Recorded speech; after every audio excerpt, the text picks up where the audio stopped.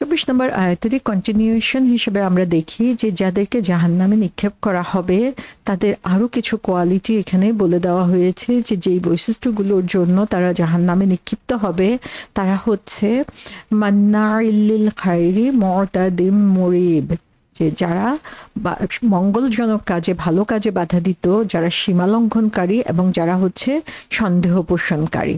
তাহলে এখানে আমরা দেখছি যে আরো কিছু বৈশিষ্ট্যের কথা আল্লাহ সুবহানাহু ওয়া তাআলা উল্লেখ করেছেন, যে এই বৈশিষ্ট্যগুলো আল্লাহ সুবহানাহু ওয়া তাআলা অপছন্দ করেন এবং এই বৈশিষ্ট্যগুলোর কারণেই তারা হচ্ছে জাহান্নামে নিক্ষিপ্ত হবে। সো ফার্স্টে যেটা বলা হচ্ছে মান্না, মান্না শব্দের অর্থ, এটা এসেছে মানা থেকে। মানা শব্দের অর্থ হচ্ছে কোনো কিছু বন্ধ করা, ব্লক করা, কোনো কিছুকে প্রতিহত করা। এবং এখানে মান্না, এখানে আমরা দেখি যে নুন তাসদিদ এবং আলিফ অ্যাড করা হয়েছে, তার মাধ্যমে বোঝানো হচ্ছে যে এই বন্ধ করার কাজটা হচ্ছে হাইপারবোলাইজড, যে বারবার করা হচ্ছে, এক্সাজারেটেড, বেশি বেশি করা হচ্ছে, কন্টিনিউয়াসলি করা হচ্ছে।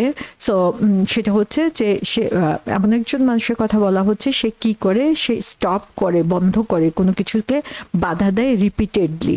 সো সেখানে দেখা যায় যে সে শুধু নিজেকে এই কাজ থেকে বিরত রাখে তাই না, অন্যদেরকেও এই কাজ থেকে বিরত রাখে। এবং কোন কাজ থেকে সেটা বলা হচ্ছে যে খায়ের, খায়ের শব্দের অর্থ হচ্ছে ভালো। সো এনিথিং গুড অথবা এনি সোর্স অফ গুড, এটাই হচ্ছে খায়ের। সো খায়ের হতে পারে যেমন আমাদের ইমান, আমাদের দিন, কোরআন। সো এই সমস্ত কিছুই হচ্ছে আমাদের জন্য উত্তম জিনিস, আমাদের জন্য ভালো জিনিস, আমাদের ভালোর একটা উৎস হচ্ছে এই জিনিসগুলো।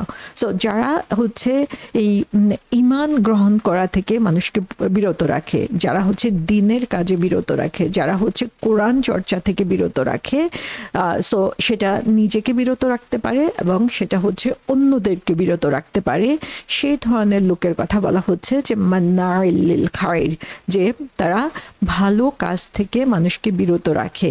তো এটা আমরা দেখেছি যে রাসূল সাল্লাল্লাহু আলাইহি ইসলামের সময়ে, যে যখনই রাসূল সাল্লাল্লাহু আলাইহি ইসলাম কোরআনের কথা বলতে গিয়েছেন, তখন তারা বিভিন্নভাবে চারদিক থেকে গোলমাল করার চেষ্টা করেছে, নয় সৃষ্টি করার জন্য চেষ্টা করেছে, যাতে মানুষ এই কোরআনের কথা শুনতে না পারে।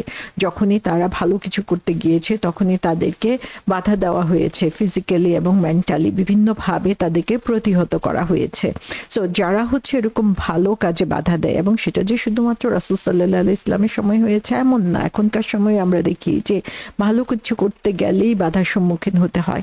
এবং এই ধরনের লোকেরা কি করে, তারা প্রতিনিয়ত এই বাধা তৈরি করতে থাকে, অর্থাৎ ভালোকে বন্ধ করাই যেন তাদের হচ্ছে একটা টার্গেটে পরিণত হয়েছে, সেভাবেই তারা কাজ করতে থাকে। খায়ের শব্দের আরেকটা অর্থ রয়েছে, সেটা হচ্ছে সম্পদ। সো এখানে সম্পদ বলতে সাদাকাকে বোঝানো হতে পারে, চ্যারিটি, যে আল্লাহর পথে দান করা কে বোঝানো হতে পারে, যে তারা হচ্ছে আল্লাহর পথে কেউ দান করতে চাইলে সেটাকে প্রতিনিয়ত বাধা দিতে থাকে। তাহলে এই কোয়ালিটিটার মাধ্যমে আমরা দেখতে পাচ্ছি যে তারা হচ্ছে সেই ধরনের লোক যারা হচ্ছে আল্লাহর পথে কোনো ভালো কাজ করতে গেলে সেটাতে বাধা দেয়, এবং আল্লাহর পথে সম্পদ খরচ করতে গেলে সেটাতেও বাধা দেয়। সো সে নিজে শুধু এটা করা থেকে বিরত থাকে তাই না, বরং সে অন্যকেও এটা করতে বাধা দিয়ে থাকে। তাহলে এখান থেকে দুইটা অর্থই আমরা দেখি, যে দিনের ক্ষেত্রে এটা হতে পারে, সম্পদের ক্ষেত্রেও এটা হতে পারে, এবং যে কোনো ধরনের গুডনেস, যে কোনো ধরনের ভালো জিনিস থেকে তারা মানুষকে এবং নিজেকে বিরত রাখে। এবং এর মাধ্যমে আমরা দেখি যে মানুষের যে রাইট, সে রাইটটা থেকে মানুষকে আসলে তারা বঞ্চিত করছে। যে জানে না তাকে জানানো, কোরআনের জ্ঞান দেওয়া হচ্ছে আমাদের নৈতিক দায়িত্ব, সেটাকে বাধা দেওয়া হচ্ছে। অথবা যার সম্পদ নেই, যে অভাবী, মিসকিন, তাকে দান করাটা হচ্ছে আমাদের দায়িত্ব, এবং সেটা থেকে বাধা দেওয়া হচ্ছে। সো যে কোনো ভালো কাজ থেকে বিরত রাখাটাই হচ্ছে তার জীবনের চরম উদ্দেশ্যে পরিণত হয়ে যায়, এবং সেটাকেই সে কন্টিনিউয়াসলি করতে থাকে। সেটাই এখানে বলা হয়েছে যে মান্না লিল খায়র, যে তারা ভালো কাজে বাধা দেয়। যেমন সূরা নিসায় বলা হয়েছে, যারা কুফর অবলম্বন করেছে এবং আল্লাহর পথে বাধার সৃষ্টি করেছে তারা বিভ্রান্তিতে সুদূরে পতিত হয়েছে। সো তাদের এই কুফরের একটা লক্ষণ আমরা দেখতে পাচ্ছি বা বৈশিষ্ট্য দেখতে পাচ্ছি, যে তারা সাদ্দু আন সাবিলিল্লাহ, তারা হচ্ছে আল্লাহর পথে বাধা দেয় এবং সেটাই তাদেরকে আরো বেশি বিভ্রান্তিতে নিয়ে যায়। এবং এই মান্নাউল খায়রের ব্যাপারে আমরা দেখি যে হাদিসে এসেছে, যে আমরা একটা হাদিসে রয়েছে, যেমন হচ্ছে যে তোমরা যারা হচ্ছে কর্মচারী বা যারা হচ্ছে কর্মজীবী, তারা কাজ করে তাদের ঘাম শুকিয়ে যাওয়ার আগে তাদের যে পেমেন্ট সেটা তোমরা তাদেরকে দিয়ে দাও। তার মানে হচ্ছে যে এখানে আমরা দেখি এই যে মান্নাউল খায়র, এটা যদি আমরা সম্পদের ক্ষেত্রেও চিন্তা করি, এটা শুধুমাত্র যে দান সেটা না, বরং কারো প্রাপ্য যে সুযোগ সেটাকেও যথাসময়ে দান করাটাও হচ্ছে ইমানের একটা অংশ। এবং যারা হচ্ছে এই জাহান্নামী হবে তারা হচ্ছে এই কাজ করা থেকে নিজেকে বঞ্চিত রাখে এবং অন্যদেরকেও এটা করতে বাধা দিয়ে থাকে। সো এখানে আমরা দেখি যে কোনো আনএথিক্যাল বিজনেস প্র্যাকটিস থেকে বিরত থাকাটাও হচ্ছে এই বৈশিষ্ট্যের অন্তর্ভুক্ত। তাহলে এই আয়াতের এই প্রথম বৈশিষ্ট্য যেটা আমরা দেখতে পাচ্ছি সেটা হচ্ছে যে be a source of good, যে কোনো ভালো জিনিস করার ব্যাপারে আগ্রহী হওয়া, সেটা করার জন্য নিজে এগিয়ে যাওয়া এবং সেটা করার ব্যাপারে অন্যদের জন্য পরিবেশ সৃষ্টি করাটাও হচ্ছে একটা ইমানের কাজ, এবং এটাই হচ্ছে আমাদেরকে জাহান্নাম থেকে রক্ষা করতে পারে। যেমন আমরা যদি চিন্তা করি যে আমরা এমন একটা পরিবেশ তৈরি করলাম যেখানে হচ্ছে মানুষ ভালো কাজে প্র্যাকটিস করতে পারে, ভালো কথায় প্র্যাকটিস করতে পারে, কোরআন সম্পর্কে জানতে পারে, কোরআনকে বোঝার জন্য চেষ্টা করতে পারে এবং সেটার ব্যাপারে একজন আরেকজনকে এগিয়ে নিয়ে যেতে পারে, তাহলে আমরা দেখতে পাই যে তারা হচ্ছে দ্য সোর্স অফ গুড, যেটার কথা এখানে বলা হচ্ছে যে মান্নাউল খায়রের বিপরীত হচ্ছে যারা ভালো কাজে উৎসাহ দেয় এবং ভালো কাজের পরিবেশ তৈরি করে। তো সেরকম পরিবেশ যখন তৈরি করা হয়, সেই কাজে আমাদেরকে আরো বেশি ওতপ্রোতভাবে জড়িত হওয়া এবং সেই কাজটাকে প্রমোট করা, সেই কাজটাকে এগিয়ে নিয়ে যাওয়ার জন্য চেষ্টা করা, এটাই হতে পারে আমাদের জান্নাতে যাবার একটা উসিলা। এবং সেই কোয়ালিটির কথা এখানে বলা হয়েছে। তাহলে সোফার আমরা তিনটা কোয়ালিটি দেখতে পাচ্ছি যারা হচ্ছে জাহান্নামী হবে। একটা হচ্ছে অবিশ্বাসী এবং অকৃতজ্ঞ, আরেকটা হচ্ছে অহংকারী এবং স্টারবর্ন, আরেকটা হচ্ছে যারা ভালো কাজে বাধার সৃষ্টি করে। তারপরে এই আয়াতের মধ্যে আল্লাহ সুবহানাহু ওয়া তাআলা বলছেন মান্নাউল লিল খায়র মুরতাদিম মুরিব। মোরতাদ শব্দটি এখানে এসেছে। মোরতাদ শব্দের অর্থ হচ্ছে, এটা এসেছে ইতাদা থেকে। ইতাদা শব্দের অর্থ হচ্ছে কোনো জিনিসের লিমিট ক্রস করা, যে সীমা নির্ধারিত করে দেওয়া হয়েছে সে সীমার বাইরে যেয়ে কাজ করা, রিবেল করা, অত্যাচারী হয়ে ওঠা, নিজের যেটা তার যতটুকু তার করার উচিত সেটার বাইরে যেয়ে কোনো কিছু করা, সেটাকে হচ্ছে ইতাদা বলা হয়ে থাকে। সো মুরতাদ হচ্ছে ট্রান্সগ্রেসর, যে হচ্ছে সীমা অতিক্রম করে, অর্থাৎ তার জন্য যে কাজ নির্ধারিত করে দেওয়া হয়েছে তার বাইরে যেয়ে, নির্দিষ্ট করে দেওয়ার পরেও তার বাইরে যেয়ে কাজ করে। সো তার মানে হচ্ছে কি, সে হচ্ছে আল্লাহর যে আদেশ, আল্লাহর যে নির্দেশ, আল্লাহর যে নিষেধ, সেগুলো সম্পর্কে সে কেয়ারলেস। সে কেয়ারলেস তার কাজে, সে কেয়ারলেস তার কথায়, সে কেয়ারলেস তার হচ্ছে বিহেভিয়ার বা আচরণের মধ্যে। সো আল্লাহ সুবহানাহু ওয়া তাআলা দেওয়া লিমিটকে, নির্দেশকে অগ্রাহ্য করাটাই হচ্ছে তার কাজ, এবং সেভাবেই সে করতে থাকে এবং এটাই তার জীবনের একটা মিশনে পরিণত হয়ে যায়। সে হচ্ছে এই নির্দেশ অমান্য করাটাকে তার জীবনের টার্গেটে পরিণত করে নেয়, এবং তখন সে নিজে যেমন এটা পালন করে না, তেমনি এটাকে স্প্রেড করতে থাকে অন্যদের মধ্যে, এবং তখন তারা বলতে থাকে যে ডু নট লিসেন টু ইট, যে এই কোরআনের কথা তোমরা শুনতে চেও না, কারণ এই কোরআনেই হচ্ছে সমস্ত আদেশ নিষেধের কথা বলে দেওয়া হয়েছে। তারা নিজেরা সেটা পড়ে না, নিজেরা সেটা বোঝার চেষ্টা করে না, এবং যারা করতে চায় তাদেরকে বাধা দান করে। সো ট্রান্সগ্রেসর হচ্ছে তারাই আল্লাহর দেওয়া সীমার অতিক্রম করে যায়, সীমার বাইরে যেয়ে তারা কাজ করতে থাকে এবং সেটাই তাদের টার্গেটে পরিণত হয়ে যায়। তারপরে মোরতাদে মুরিব, তারপরে এটা বলা হচ্ছে মুরিব। মুরিব এসেছে আরাবা থেকে। আরাবা শব্দের অর্থ হচ্ছে যে সত্তা হচ্ছে ডাউটফুল, যে হচ্ছে সন্দেহের মধ্যে পতিত হয়, সে নিজে সন্দেহের মধ্যে পতিত হয় এবং অন্যদেরকেও এ ব্যাপারে সন্দিহান করে তোলে। তার মানে হচ্ছে যে সন্দেহমূলক কথাবার্তাগুলোকে ছড়িয়ে দেওয়াটা হচ্ছে তার কাজ। সে নিজে সেটা বিশ্বাস করে এবং অন্যদের মাঝে এই সন্দেহমূলক কথাবার্তা তারা হচ্ছে প্রচার করতে থাকে।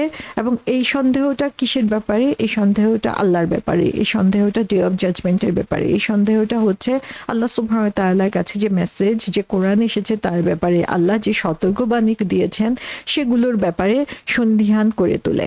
তাহলে এর বিপরীতে আমরা দেখি যে একজন মুমিনের কাজ কি হবে? একজন ইমানদারের কাজ হচ্ছে আল্লাহ সুবহানাহু ওয়া তাআলা যা বলেছেন সেটাকে বিশ্বাস করে নেওয়া।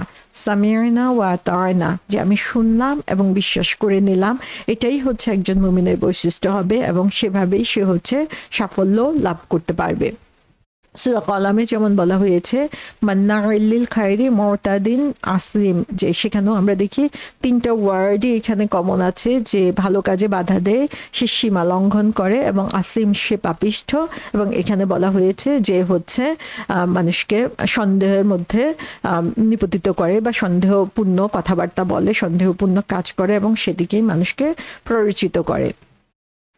এখানে আমরা দেখি একটা হাদিসে বলা হয়েছে রাসূল সাল্লাল্লাহু আলাইহি ওয়াসাল্লাম বলেছেন যে আমি নিঃসন্দেহে জানি যে আমার উম্মার কিছু লোক যারা হচ্ছে ডে অফ জাজমেন্টে বা বিচারের দিবসে তারা ভালো কাজ নিয়ে আসবে, যে সেটা হচ্ছে পাহাড়ের সমান উঁচু হবে, কিন্তু আল্লাহ সুবহানাহু ওয়া তাআলা সেগুলোকে হচ্ছে ধুলোবালিতে পরিণত করে দিবেন। তখন সাহাবা জিজ্ঞাসা করলেন আল্লাহ রাসূল সাল্লাল্লাহু আলাইহি ওয়াসাল্লামকে যে আপনি এই সম্পর্কে আমাদেরকে আরো বিস্তারিত বর্ণনা করুন, আমরা যেন না জেনে সেই লোকদের অন্তর্ভুক্ত না হয়ে যাই। তখন রাসূল সাল্লাল্লাহু আলাইহি ওয়াসাল্লাম বললেন যে তারা হচ্ছে তোমার ভাই, তোমাদেরই গোত্র থেকে, তোমাদেরই বংশ পরম্পরা থেকে আসবে, যারা হচ্ছে রাতের বেলা ইবাদত করে, বাট দিনের বেলা যখন তারা হচ্ছে একা থাকে তখন তারা আল্লাহর দেওয়া সীমা নির্ধারণ করে। তাহলে এখানে আমরা দেখছি যে মানুষ যখন একাকী থাকে তখন সে যখন আল্লাহকে ভয় পায় না এবং সে এমন কাজ করতে থাকে যে কাজটা আল্লাহ সুবহানাহু ওয়া তাআলা নিষেধ করেছেন, সেই ধরনের লোকের কথা বলা হয়েছে যে তারা দিন রাতভর ইবাদত করছে, অথচ যখনই একা থাকে তখনই তারা হচ্ছে এই সন্দেহমূলক কাজ করছে বা আল্লাহর দেওয়া নির্ধারিত সীমা লঙ্ঘন করছে। এবং এই জিনিসটা আমরা দেখি যে সোশ্যাল মিডিয়ার কল্যাণে অথবা ইলেকট্রনিক্স বা টেকনোলজির কল্যাণে আমাদের ঘরের মধ্যে চলে এসেছে যে জিনিসটা, যে আমরা যখন একা থাকি তখন আমরা কি দেখি, কি শুনি, কি নিয়ে চিন্তা ভাবনা করি, সেটা আসলে অনেক সময় আমরা কন্ট্রোল করি না। এবং তাদের ব্যাপারে এখানে বলা হয়েছে যে আল্লাহর দেওয়া লিমিট তারা হচ্ছে লঙ্ঘন করে। সূরা ইমরানে বলা হয়েছে তারা আল্লাহতে বিশ্বাস করে এবং শেষ দিবসের উপরে বিশ্বাস করে এবং তারা হচ্ছে ভালো কাজে উৎসাহ দেয় এবং খারাপ কাজ থেকে দূরে মানুষকে বিরত রাখে এবং তারা ভালো কাজ করার ব্যাপারে এগিয়ে যায় এবং তারাই হচ্ছে সৎকর্মশীলদের অন্তর্ভুক্ত। তো এখানে আমরা দেখি যে যারা হচ্ছে সীমা লঙ্ঘন করে তাদের বিপরীতে যারা আল্লাহ সুবহানাহু ওয়া তাআলার কাছে রাইটিয়াস বা আল্লাহ সুবহানাহু ওয়া তাআলার সন্তুষ্টির মধ্যে পড়ে, তারা হচ্ছে যারা নিজেরা ভালো কাজ করে এবং অন্যদেরকেও ভালো কাজে উৎসাহ দেয় এবং খারাপ কাজ থেকে অন্যদেরকে বিরত রাখে এবং ভালো কাজের ব্যাপারে আরো বেশি বেশি করে এগিয়ে যায়। অর্থাৎ আল্লাহর সীমা লঙ্ঘন তো দূরের কথা, বরং আল্লাহ সুবহানাহু ওয়া তাআলার পছন্দনীয় কাজ করার জন্য সে নিজেকে সদা ব্যস্ত রাখে। তাহলে আমরা দেখি যে এখানে পরবর্তী যে কোয়ালিটির কথা বলা হয়েছে সেটা হচ্ছে আল্লাহ সুবহানাহু ওয়া তাআলার নির্দেশ আমরা যদি সঠিকভাবে ফলো করি তাহলে আমরা জাহান্নামীদের থেকে নিজেদেরকে রক্ষা করতে পারবো। এবং কিভাবে আমরা আল্লাহ সুবহানাহু ওয়া তাআলার নির্দেশকে সঠিকভাবে ফলো করতে পারি সেটাকে জানার মাধ্যমে। এবং আল্লাহ সুবহানাহু ওয়া তাআলার নির্দেশ সঠিকভাবে জানতে হলে অবশ্যই আমাদেরকে কোরআন এবং সুন্নাহর মুখাপেক্ষী হতে হবে, সেটাকে আমাদের ভালো করে জানতে এবং বুঝতে হবে এবং তাহলেই আমরা জাহান্নামীদের সেই বৈশিষ্ট্য থেকে নিজেদেরকে দূরে সরিয়ে রাখতে পারবো। এবং আরেকটা কোয়ালিটি যেটা এখানে বলা হয়েছে যে তারা সন্দেহমূলক কাজ করে এবং সেগুলো অন্যদের মাঝেও স্প্রেড করে দেয়, সেই ব্যাপারে আমরা কি করতে পারবো, যে সন্দেহমূলক সমস্ত কিছু থেকে নিজেকে বিরত রাখবো। যেই কাজটা আমার সন্দেহ হবে, যেই ব্যাপারে আমার জ্ঞান নাই, অথবা যেই ব্যাপারটা আমি জানি যেটা আল্লাহ সুবহানাহু ওয়া তাআলা নিষেধ করেছেন, সেই সব ব্যাপার থেকে নিজেকে দূরে সরিয়ে রাখবো। তাহলেই হচ্ছে আমরা জাহান্নামীদের অন্তর্ভুক্ত হওয়া থেকে নিজেকে রক্ষা করতে পারবো। এবং এই সন্দেহ মুক্ত হওয়ার জন্য আমরা কিছু অ্যাকশন প্ল্যান নিতে পারি, কিছু কাজ করতে পারি। সেগুলো হচ্ছে যে প্রতিনিয়ত ইস্তেগফার পড়া, আল্লাহর কাছে ক্ষমা চাওয়া, প্রতিনিয়ত ক্ষমার জন্য আল্লাহর কাছে দোয়া করা। আল্লাহ রাসূল সাল্লাল্লাহু আলাইহি ওয়াসাল্লাম 70 থেকে 100 বার ইস্তেগফার করতেন সারা দিনে। সো আমাদের হচ্ছে এই ইস্তেগফারের ভিতরে ডুবে থাকা উচিত।